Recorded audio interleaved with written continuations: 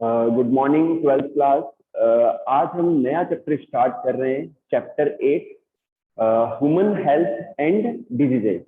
ठीक है बच्चों, तो इस चैप्टर के अंदर हम हेल्थ के बारे में पढ़ेंगे।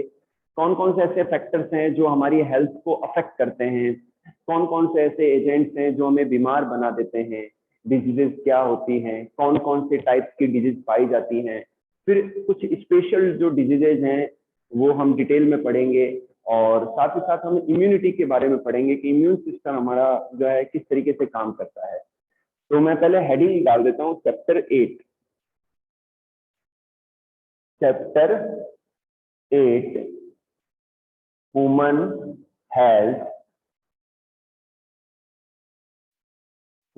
Health and diseases. आप लोग लास्ट तक बने रहना। इनिशियल पार्ट थोड़ा थ्योरेटिकल है, डायग्राम नहीं है इसमें, लेकिन कोशिश करूंगा पॉइंट टू पॉइंट आपको एक्सप्लेन करूं। Human health and diseases, okay.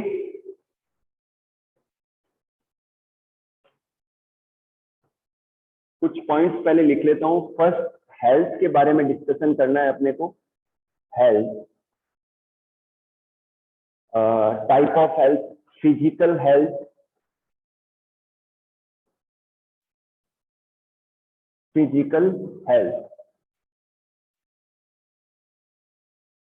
Second mental health,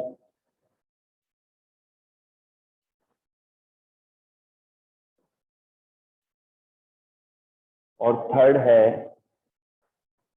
social health.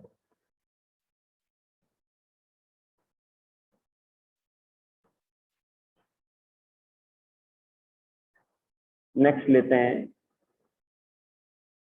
Health can be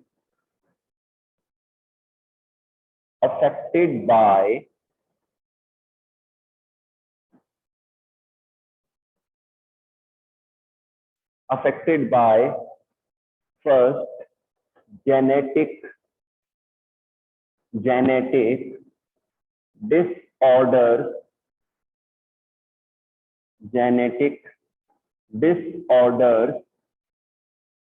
second infections,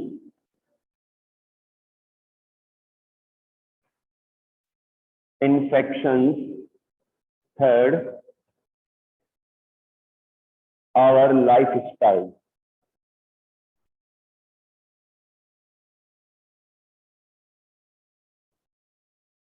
okay बच्चों, हाँ ध्यान से ऑब्जर्व कीजिए। जिन्होंने जस्ट अभी ज्वाइन किया है बच्चों, मैं बता दूं आपको, नेक्स्ट अपन चैप्टर आज स्टार्ट कर रहे हैं, chapter 8 human health and disease.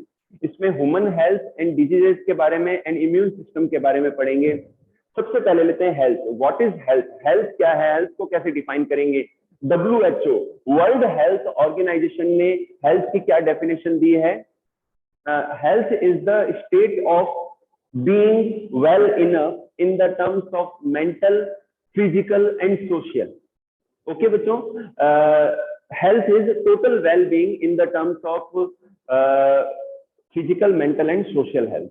ठीक है बच्चों, तो इसे हम क्या कहते हैं? हेल्थ कहते हैं सोशल वेल बीइंग को, फिजिकल वेल बीइंग को एंड मेंटल वेल बीइंग को जो है हम हेल्थ कहते हैं। नेचुरली बच्चों, हमारा जो मेंटल कंडीशन है, हमारा जो मानसिक जो स्टेटस है, वो हमारे बॉडी को कंट्रोल करता है। एक ज्यादा मेंटली हेल्दी व्यक्ति अच्छे से एडजस्ट कर पाता है हर कहीं पर।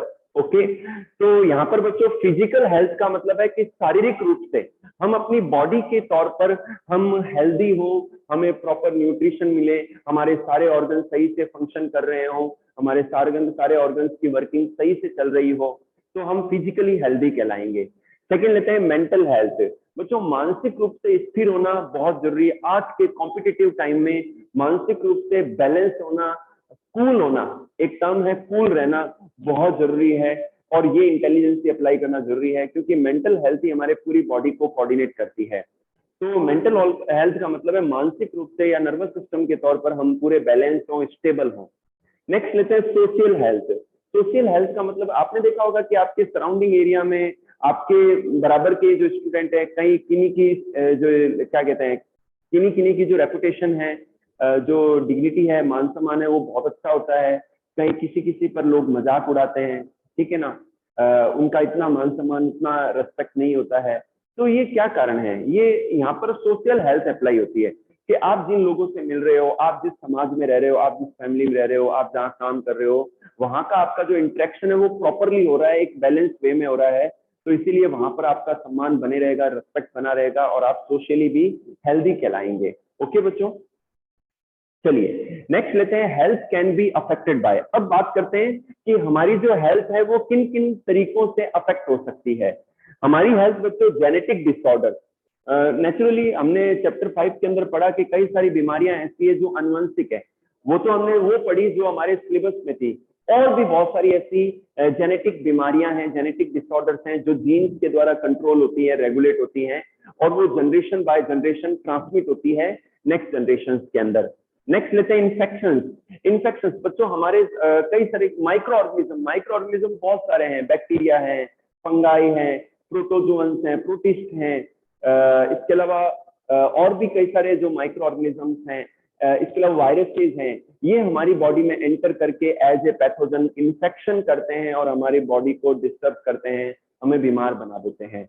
नेक्स्ट हमारी हेल्थ को अफेक्ट करते हैं। नेक्स्ट लेते हैं आवर लाइफ स्टाइल। बच्चों, हमारा जो लाइफ स्टाइल है, हम कितनी नींद दे रहे हैं।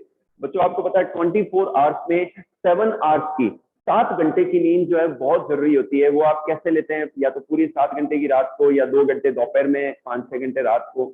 अब जैसे तो प्रॉपर नींद लेना, प्रॉपर एक्सरसाइज करना टाइम टू टाइम, ठीक है, वर्कआउट करना, ठीक है। तो ये हमारा जो लाइफ स्टाइल, हमारी फूड हैबिट कैसी है, हमारी दिनचर्या कैसी है, ये हमारा लाइफ स्टाइल है। आजकल ये जो शुगर और डायबिटीज की और जो ब्लड प्रेशर की जो बीमारियां हैं, वो एक्चुअल में लाइफ स्टाइल की बीमारियां हैं, क्योंकि आराम ज्यादा हो गया है, रेस्ट ज्यादा हो गया है, सुविधाएं ज्यादा हो गई है। पहले लोग फिजिकली वर्कआउट ज्यादा करते थे, बहुत ज्यादा मेहनत करते थे, इसीलिए वो बुढ़ापे तक कभी भी डायबिटीज से या ब्लड प्रेशर से अफेक्ट नहीं होते थे। लेकिन आज का जो एनवायरनमेंट ऐसा हो गया, लाइफ स्टाइल ऐसी हो गई है कि हम इन नॉर्मल बीमारियों से, तो हर घर में आपको डायबिटीज और बीपी का पेशेंट मिल जाएगा। तो ये 3 मेजर रीजन है बच्चों जिनसे हमारी जो हेल्थ है अफेक्ट होती है। आप इसको लर्न कर ले, genetic disorders, infections and our life style. Okay बच्चों, मैं पॉइंट टू पॉइंट आपको सारी चीजें एक्सप्लेन करूंगा। थ्योरेटिकल पोर्शन है लेकिन मजा आएगा आपको समझने में। नेक्स्ट लेते हैं, how to achieve good health.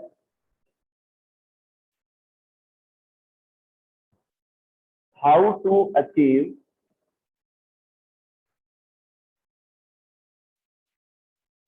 Good health.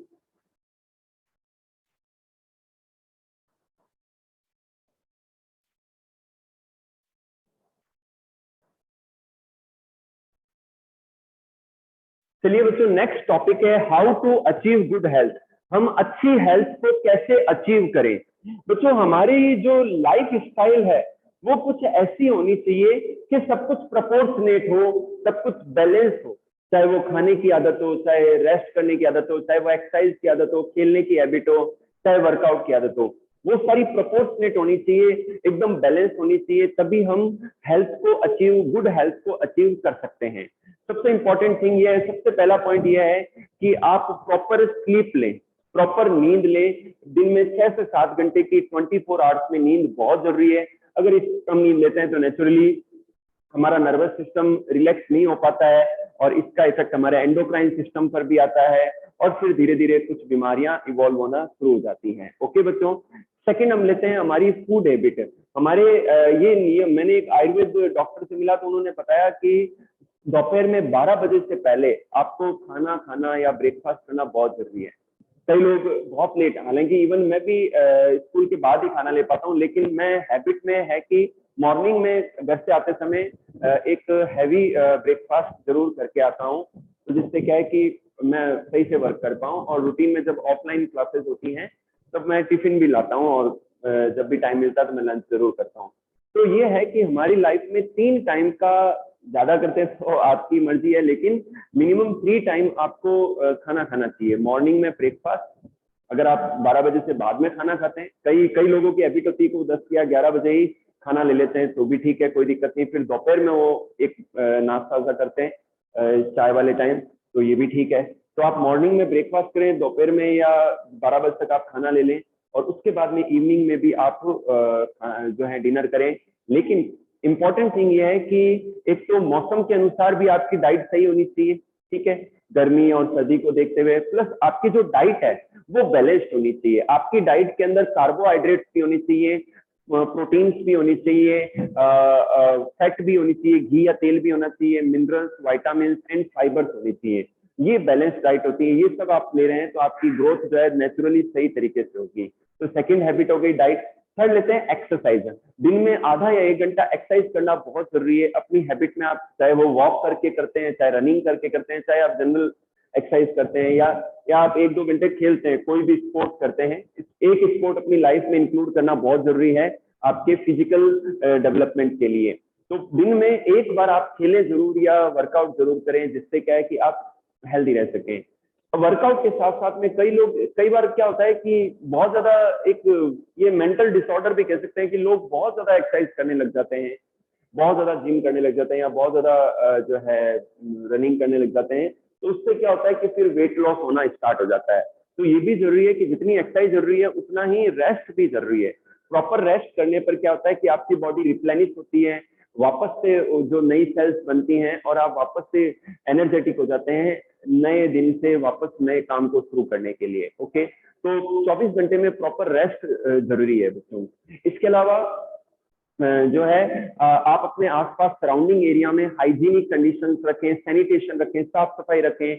आप खाने से पहले और बाद में अच्छे से साबुन से अपने हाथों को धोए, हैंड को वॉश करें। आप हैंड वॉश जो है बहुत जरूरी है, ठीक है। साफ सफाई बहुत जरूरी है, अपने गली में, अपने कॉलोनी में, अपने घर में सैनिटेशन रखना बहुत जरूरी है। आप कहीं और भी खाना खाने जा रहे हैं, पार्टी में जा रहे हैं, तो वहां भी ध्यान रखें कि वहाँ क्लीननेस है या नहीं है, हाइजीनिक कंडीशंस हैं या नहीं है, सैनिटेशन है या नहीं है। कई बार अपन घरों से क्योंकि आप सारे महत्वाकांक्षी हैं, तो 12th के बाद में आप सभी अच्छे कोर्सेज में जाएंगे, तो हो सकता है कईयों को घर छोड़ के बाहर भी जाना पड़े, बीकानेर से बाहर जाके भी रहना पड़े।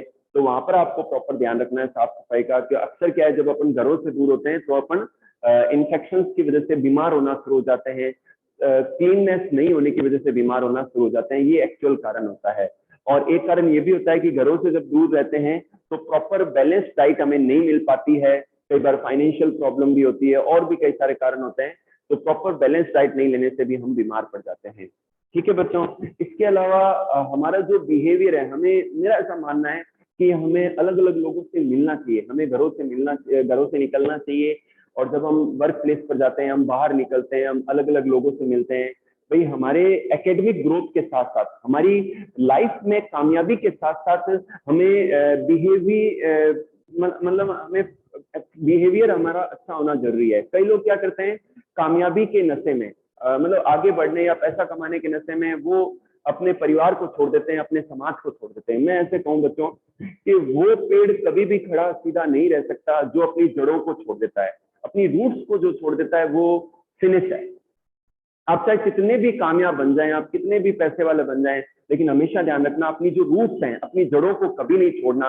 अपने परिवार से हमेशा बना के रखना, क्योंकि परिवार ही वो परिवार के लोग ही वो लोग हैं जो आपको मुसीबत के समय एक क्या कहते हैं, एक सिंपैथी देते हैं, आपके साथ खड़े रहते हैं। ठीक है, कोई दूसरा व्यक्ति आपके साथ कभी खड़ा नहीं रहेगा। परिवार के लोग ही, आपके भाई, आपके सिस्टर्स, आपके मदर, आपके फादर, आपके जो करीबी लोग हैं, वही एडवर्स कंडीशंस में आपके साथ रहेंगे।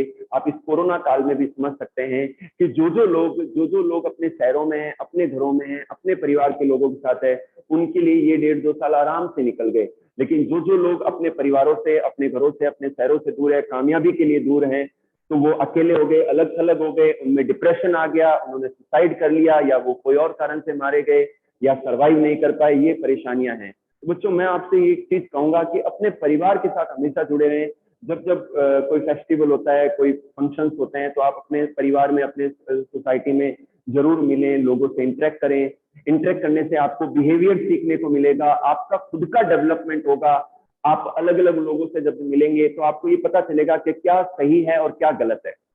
कुछ लोग आपको, बुरे लोग भी मिलेंगे जो आपको गलत गाइड भी करेंगे, लेकिन ये धीरे धीरे आपके अंदर इंटेलिजेंस आएगी, आपका बिहेवियरल डेवलपमेंट सही से होगा। तो ये सब चीजें करके आप एक गुड हेल्थ को प्राप्त कर सकते हैं। ओके बच्चों,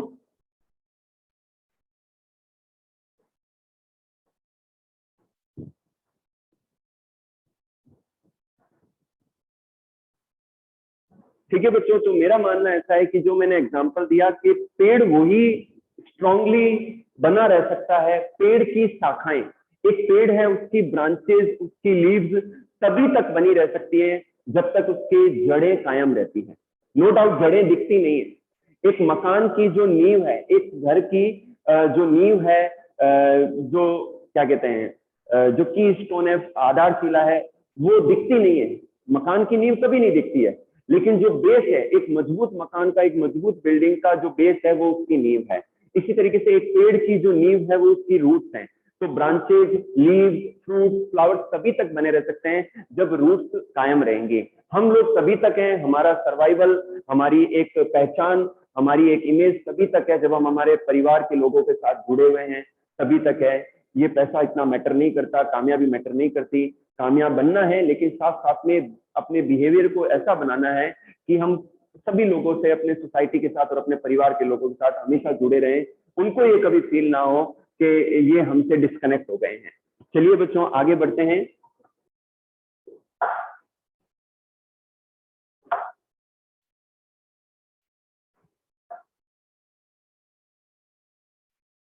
तो गुड हेल्थ को हम इस तरीके से अचीव कर सकते हैं। नेक्स्ट है बच्चों, what is disease.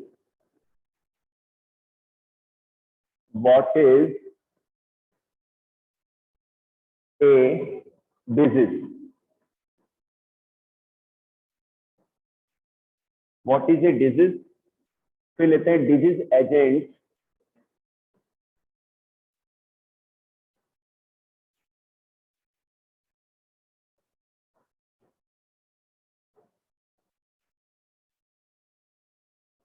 Types and examples,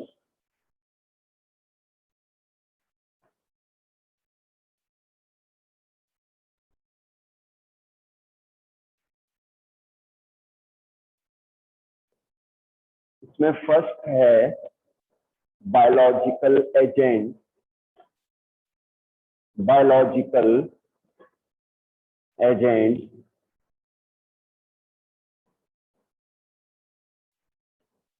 second है nutrients,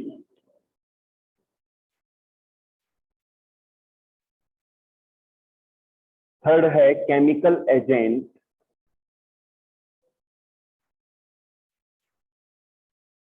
chemical agents.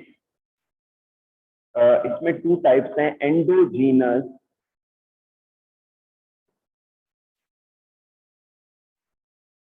And second है एक्सोजीनस।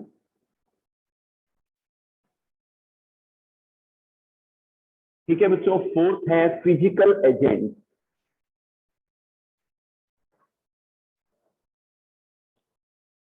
पॉइंट्स के फॉर्म में लिख रहा हूं, फिर एक्सप्लेन कर रहा हूं, इससे आपको समझ में भी आएगा और लर्निंग ज्यादा बेटर हो जाएगी। फिर लेते हैं मैकेनिकल एजेंट।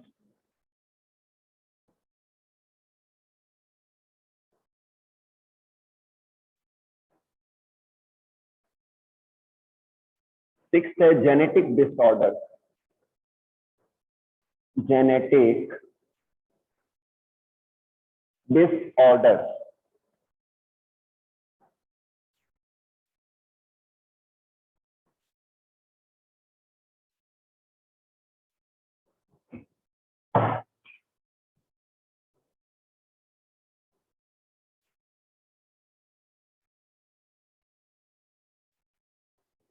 बच्चों ये चैप्टर बहुत इंपॉर्टेंट है, बहुत सारे कॉम्पिटिटिव क्वेश्चन बनेंगे आगे इस चैप्टर के अंदर। मलेरिया, टाइफॉइड और ये जितनी भी मेन जो डिजीजेज हैं उनको हम डिटेल में पढ़ेंगे, डायग्रामेटिकली भी करेंगे। तो आप लोग इस चैप्टर में जरूर आप कंटिन्यू करें, ठीक है। हाँ बच्चों, नेक्स्ट टॉपिक है व्हाट इज अ डिजीज। एक डिजीज क्या है। एक बच्चों डिजीज एक डिस्कम्फर्ट की सिचुएशन है। डिजीज क्या है। Disease is a discomfort state of body. हमारी बॉडी की जो डिस्कम्फर्ट की जो स्टेज है, वो डिस्कम्फर्ट किसी भी कारण से हो सकता है। उसे हम क्या कहते हैं, डिजीज कहते हैं। क्या कहते हैं, डिजीज कहते हैं। तो the change in our body which leads to discomfort in our body is called disease. तो ये जो डिजीज है, ये कई कारणों से हो सकती है। तो यहाँ पर हम बात कर रहे हैं डिजीज एजेंट। बच्चों, डिजीज एजेंट क्या है? डिजीज एजेंट ऐसे फैक्टर हैं जो हमारी बॉडी में डिस्कम्फर्ट कॉज करते हैं, हमारी बॉडी में ऐसे चेंजेस लाते हैं जो हमें अनएनर्जेटिक बना देती है, हमें वीक बना देती है, हमें डिस्कम्फर्ट बना देती है नॉर्मली लाइफ जीने के लिए। ठीक है बच्चों, तो डिजीज एजेंट उन फैक्टर्स को कहते हैं। तो यहाँ पर बच्चों मैं डिजीज एजेंट्स के टाइप्स एंड एग्जांपल्स एक्सप्लेन करूंगा। At first, biological agents.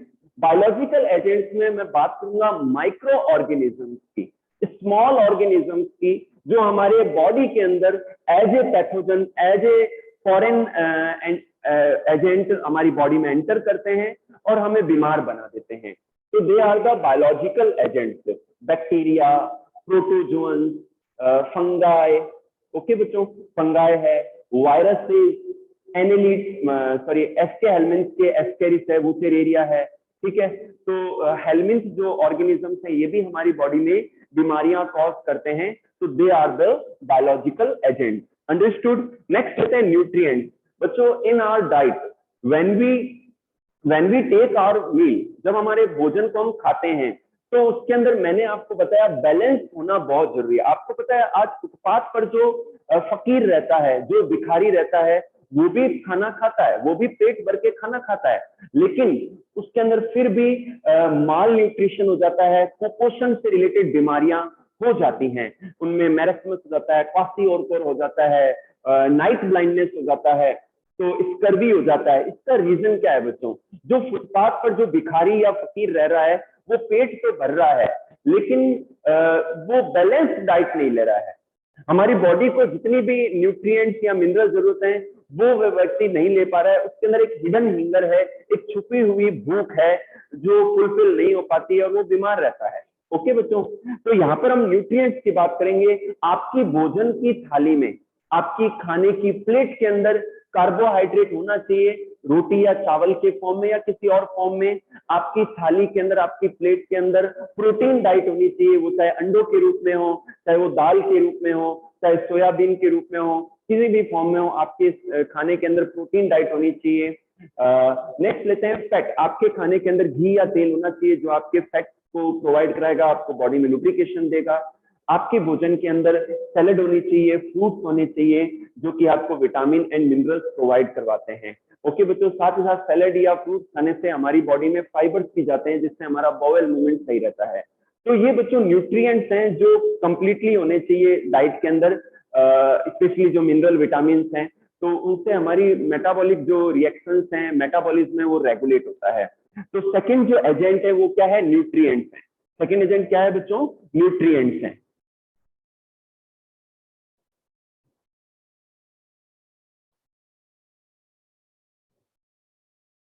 एक सेकेंड बच्चों,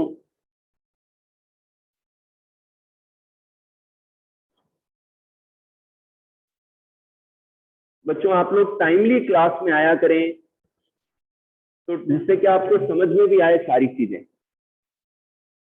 ठीक है बच्चों, इस चैप्टर को अपन पॉइंट टू पॉइंट करेंगे, अच्छे से करेंगे, कहीं कोई दिक्कत नहीं आएगी, आपको लर्निंग होगी। और बड़ा ही मजेदार चैप्टर है इवोल्यूशन, और चैप्टर 8 अपने आप में एक इंटरेस्टिंग चैप्टर है और बहुत ब्रॉड भी है। तो आपको क्लास में बने रहना बहुत जरूरी है।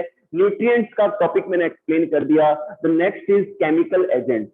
बच्चों, कुछ ऐसे केमिकल एजेंट्स हैं, they affect our body, they are endogenous. हमारी बॉडी के अंदर कुछ एंजाइम्स या हॉर्मोन्स निकलते हैं, नेचुरली वो हमारी बॉडी को अफेक्ट करते हैं अगर वो प्रॉपर्ली नहीं रिलीज हो पाते हैं। सेकंड लेते हैं एक्सोजीनस। एक्सोजीनस में बच्चों कोई आउटर केमिकल्स हैं जो आपको इरिटेशन करते हैं, आपकी बॉडी में जो है अनकंफर्ट की सिचुएशन कॉज करते हैं, तो फिर वो केमिकल एजेंट्स में आते हैं और वो हमें बीमार बनाते हैं। नेक्स्ट लेते हैं फिजिकल एजेंट्स। फिजिकल एजेंट्स में बच्चों अभी मैं बताता हूँ आपको, जैसे कि अभी आप बहुत गर्मी पड़ रही है, अभी 50 डिग्री टेम्परेचर है, तो जनरली आप अनकंफर्ट सिचुएशन में हो। कई बार गर्मी ज्यादा होने से भी व्यक्ति बीमार हो जाता है, गर्मी बढ़ने पर बीमार हो जाता है। तो हम फिर फैसिलिटीज लेते हैं, तो हम एसी में बैठते हैं या कूलर में बैठते हैं। तो कूलर इतना नुकसान नहीं करता। एसी में अब 16 डिग्री या 20 डिग्री पर आप अंदर बैठे हो, अचानक से आप बाहर निकले, बाहर निकलते ही वापस से 50 डिग्री टेम्परेचर है, तो क्या हो गया, सर्द गर्म हो गया, और अचानक से आपको जुकाम हो गया, हेडेक होने लग गया, ब्लड प्रेशर राइज हो गया। तो ये सब सिचुएशंस होती हैं। तो ये क्या आते हैं, फिजिकल एजेंट्स के अंदर आते हैं कि बाहर जो एनवायरनमेंट है उसका टेम्परेचर क्या है, एक्सेसिव जो कोल्ड है या एक्सेसिव जो हीट है, वो सब हमें बीमार करते हैं। ठीक है बच्चों, नेक्स्ट लेते हैं मैकेनिकल एजेंट्स। मैकेनिकल एजेंट्स में मान लो आपकी कोई बोन है वो डिसलोकेट हो गई है, आपका कोई जॉइंट है वो जॉइंट खुल गया है, आपकी बॉडी के अंदर कोई बोन्स का जॉइंट है वो थोड़ा सा अफेक्ट हो गया है, वहां पेन शुरू हो गया, तो ये क्या है, मैकेनिकल एजेंट्स में आते हैं। नेक्स्ट लेते हैं जेनेटिक डिसऑर्डर। बच्चों कुछ बीमारियां ऐसी हैं, द एलियंस और genes are responsible for these diseases. तो जो जेनेटिक बीमारियां हैं उनके लिए हमारे क्रोमोसोम या हमारे जीन रेस्पॉन्सिबल होते हैं, हमारे एलील रेस्पॉन्सिबल होते हैं, या क्रोमोसोम का नंबर रेस्पॉन्सिबल होता है। तो अगर वो प्रॉब्लम हो रही है तो नेचुरली जेनेटिक होने की वजह से वो पीढ़ी दर पीढ़ी चलेगा। आपको ये जानकर अच्छा होगा कि गठिया जो आर्थराइटिस है ये भी एक जेनेटिक डिसऑर्डर है। जो शुगर है, जो डायबिटीज है, ये भी एक जेनेटिक डिसऑर्डर है या हो सकती है। लाइफ स्टाइल के कारण से तो होती है, लेकिन जनरली ये जेनेटिक भी होती है। जो कैंसर है, कैंसर भी बच्चों एक जेनेटिक डिजीज है। जिन परिवारों में कैंसर का जीन है तो वो एक टाइम के बाद एक्टिव हो जाता है और वहां कैंसर होता ही होता है। जिन परिवारों में शुगर जेनेटिक है तो शुगर का जीन एक्टिव हो जाता है 40 की एज के बाद में, और उनमें डायबिटीज हो जाती है। तो इनको ट्रीट करने, ठीक है, मेडिकेशन होता है, दवाइयां ली जाती है, सारी बात सही है, लेकिन एक्चुअल में जो रीजन है वो जीन की प्रॉब्लम है। जो जीन्स हैं वो अगर ट्रीट किए जाए, जीन थेरेपी दी जाए, तभी ये बीमारियां ठीक हो सकती हैं। तो मैं रिपीट कर रहा हूँ, the disease agents which causes the diseases in our body, they are biological agents, nutrients, chemical agents. Chemical agents में two type हैं, endogenous and exogenous, physical agents, mechanical agents and genetic disorders। एक बार आप read कर लें इनको, हाँ एक बार read कर लें आप लोग।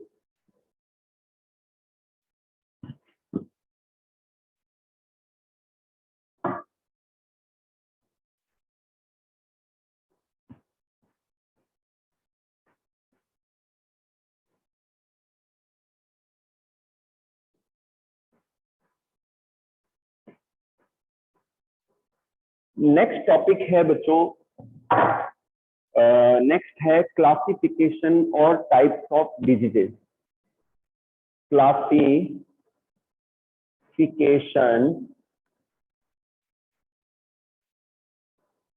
क्लासिफिकेशन और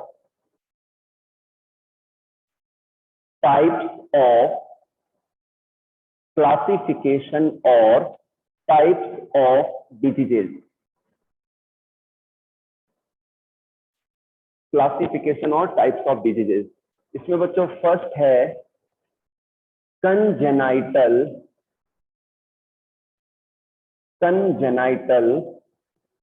डिजीजेस।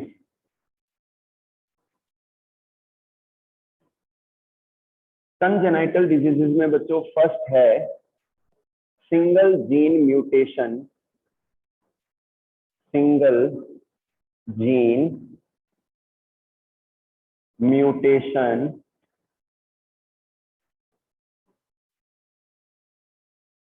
सेकंड है क्रोमोसोमल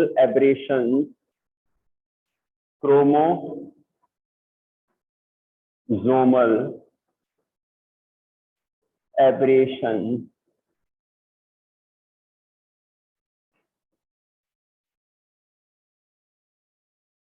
थर्ड है एनवायरमेंटल फैक्टर,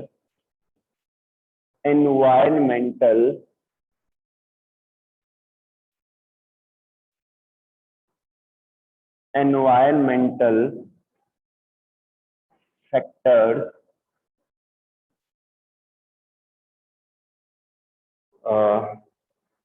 चलिए बच्चों, क्लासिफिकेशन और types of diseases. Classification of diseases में हम जितनी भी बीमारियां हैं उनको टू टाइप्स में क्लासिफाई कर सकते हैं। One is congenital. बच्चों यहाँ पर कंजेनाइटल का मीन है जन्मजात, फ्रॉम बर्थ, जन्म से ही, ठीक है। और एक होती है एक्वायर्ड डिजीजेज। जो कंजेनाइटल डिजीजेज हैं वो जन्म से ही पाई जाती हैं बच्चों के अंदर, जो एक्वायर्ड डिजीजेज हैं वो हम लाइफ जीने के दौरान, हमारी लाइफ के दौरान हम एक्वायर करते हैं, कोई भी कारण हो सकता है उसका, ठीक है। सबसे पहले लेंगे कंजेनाइटल डिजीजेज को। बच्चों कंजेनाइटल जो डिजीजेज हैं इनमें फर्स्ट है सिंगल जीन म्यूटेशन। किसी ह्यूमन के अंदर, किसी के अंदर अगर सिंगल जीन का म्यूटेशन हो गया, जैसे कि सिकल सेल एनीमिया है, सिस्टिक फाइब्रोसिस है, तो ये क्या है, सिंगल जीन म्यूटेशन के एग्जांपल हैं जो कि जनरेशन बाय जनरेशन चलते हैं। तो सिंगल जीन में चेंज होने से भी म्यूटेशन हो जाता है और बीमारी हो जाती है, डिजीज हो जाती है। सेकंड लेते हैं क्रोमोसोमल एब्रेशन। चैप्टर 5 में मैंने क्रोमोसोमल एब्रेशन एक्सप्लेन किया था, स्ट्रक्चरली भी और न्यूमेरिकली भी। स्ट्रक्चरली में कोई क्रोमोसोम का सेगमेंट टूट गया है, डिलीट हो गया है, कट हो गया है, जैसे कि क्राई डू चेक सिंड्रोम में बताया था, जिसमें क्रोमोसोम 5 का पार्ट जो है वो डिलीट हो जाता है और ऐसा जो बच्चा है वो बिल्ली की आवाज में रोता है, ठीक है ना। तो यहाँ पर क्रोमोसोमल एब्रेशन स्ट्रक्चरली भी हो सकता है या न्यूमेरिकली भी हो सकता है। क्रोमोसोम का नंबर बढ़ भी सकता है, कम भी हो सकता है, जैसे कि डाउन सिंड्रोम है, क्लाइनफेटल सिंड्रोम है, टर्नर सिंड्रोम है। नेक्स्ट लेते हैं एनवायरमेंटल फैक्टर्स। नेचुरली बच्चों कई बार क्या होता है कि एनवायरमेंटल कंडीशंस ऐसी हो जाती हैं कि माँ के गर्भ में जो बच्चा है उसके अंदर कुछ ऐसे चेंजेस आ जाते हैं जो जन्म से ही बच्चे में पाए जाते हैं, तो ये भी एक रीजन हो सकता है। सेकेंड बच्चों टाइप लूंगा मैं एक्वायर्ड डिजीजेस। एक्वायर्ड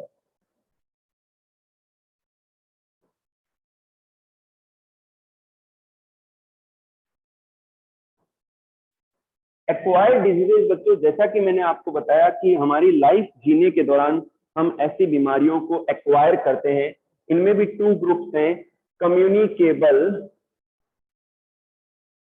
कम्युनिकेबल और इन्फेक्शियस। कम्युनिकेबल और इन्फेक्शियस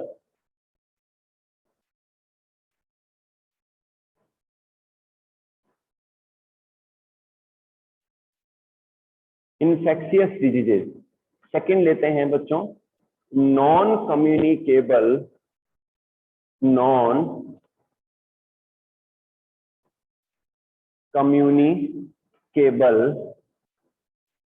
और नॉन इन्फेक्शियस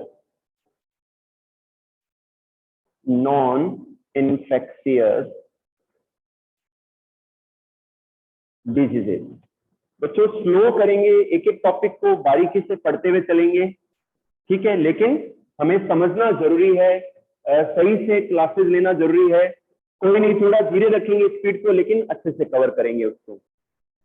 बच्चों लास्ट टॉपिक ले रहे हैं आज का ये, फिर अपन इसको नेक्स्ट क्लास में बढ़ाएंगे आगे। Acquired diseases. एक्वायर मतलब अर्जित करना। आप अपनी लाइफ जीने के दौरान आपके अंदर कोई भी बीमारी हो जा रही है तो फिर उसे हम क्या कहते हैं, एक्वायर्ड डिजीजेस कहते हैं। We can divide the acquired diseases in 2 types, communicable और नॉन कम्युनिकेबल। जो कम्युनिकेबल डिजीजेज हैं इन्हें हम इंफेक्शियस डिजीज भी कहते हैं, नॉन कम्युनिकेबल को नॉन इंफेक्शियस भी कहते हैं। बच्चों जो कम्युनिकेबल डिजीज हैं वो एक से दूसरे व्यक्ति में ट्रांसमिट हो जाती हैं, हाथ मिलाने से या कोई भी कारण से उनमें आपस में जो है जो पैथोजन है वो एक्सचेंज हो जाता है और बीमारी हो सकती है, यानी कि एक से दूसरे पर्सन में ये बीमारी ट्रांसमिट हो सकती है।